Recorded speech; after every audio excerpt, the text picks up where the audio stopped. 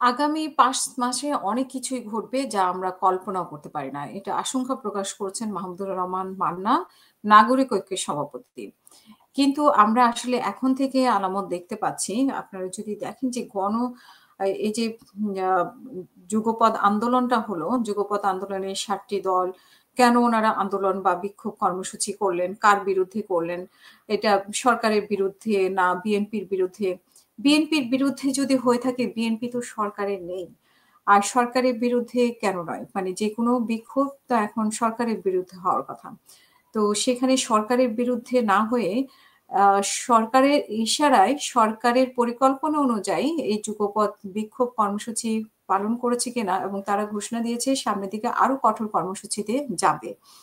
তো এখানে প্রশ্ন থেকে যায় যে বিএনপির বিরুদ্ধে কেন মাঠে নামা?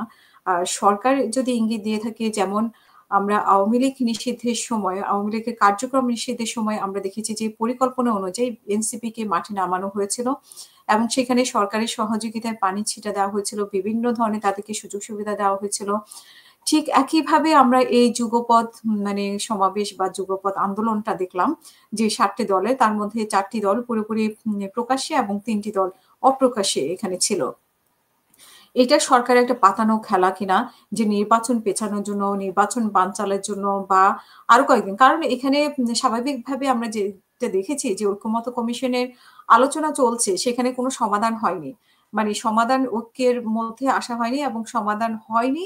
সমাধান হওয়ার পথে বা আলোচনার মাধ্যমে সমাধান হতেও পারে। কিন্তু তার আগেই কেন এ ধরনের মানে যুগপৎ আন্দোলন সেটা মানুষের মধ্যে কিন্তু ইতিমধ্যেই প্রশ্ন দেখা দিয়েছে। তাহলে কি সরকার আবারও সাজানো একটা এরকম আ মানে যেটা এনসিপির সাথে করেছে আওয়ামী লীগের নিষিদ্ধের সময় ঠিক একই ঘটনা সরকার এবারও ঘটিয়েছে কিনা এই ৭ টি দলের মাধ্যমে।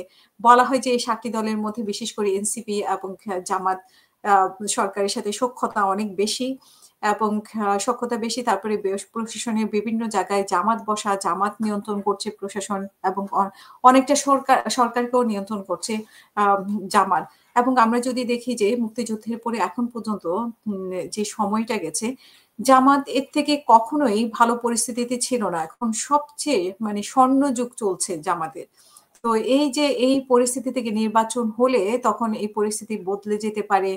আবার সরকারও তাদের উপর আস্থা বিশ্বাস রাখছে কিনা সেরকম সন্দেহ কিন্তু এড়িয়ে দেওয়া যায় না। আমি একটু মাহমুদুর রহমান মান্না যেটি বলেছেন যে আগামী ফেব্রুয়ারিতে নির্বাচন নিয়ে সংখ্যা থাকলেও তা কেটে গিয়ে নির্বাচন হবে বলে তিনি মন্তব্য করেন এবং আগামী ৫ মাসে রাজনীতিতে আরো অনেক কিছু ঘটবে যা আমরা কল্পনাও করতে পারছি না। আসলে উনি কি ধরনের আশঙ্কা করছেন সেটাও কিন্তু আমরা একরকম বুঝতে পারছি যে, এই যে যুগপৎ আন্দোলন, তাদের কঠোর কর্মসূচি ঘোষণা আবারও।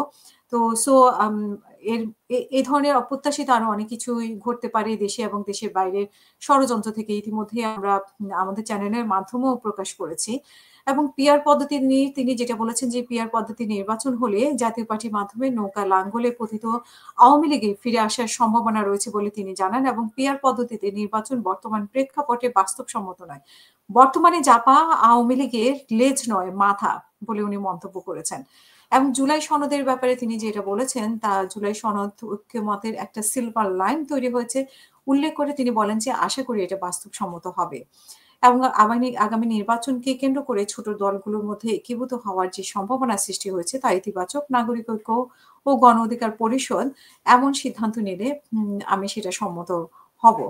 সো এবং জাতিসংঘের অধিবেশনে সরকার প্রধান উপদেষ্টা যে সফর সঙ্গীর মধ্যে অনিবন্ধিত দলের একজন সদস্য অন্তর্ভুক্তি এটা কোনোভাবেই সমর্থনযোগ্য নয়। খুবই দৃষ্টিকটু। যদিও আমরা জানি যে তারা সরকারি দল। কিন্তু এইভাবে প্রকাশ্যে আ যদিও প্রকাশ্যে এর আগেও অনেকবার প্রকাশ করেছে। যেমন রেজওয়ানা বলেছে যে, আমরা বা আমাদের দল বা আজকে হাসনাত আব্দুল্লাহও বলেছেন যে, সরকারের সমস্ত ব্যর্থতার দায় এনসিপিকে নিতে হচ্ছে।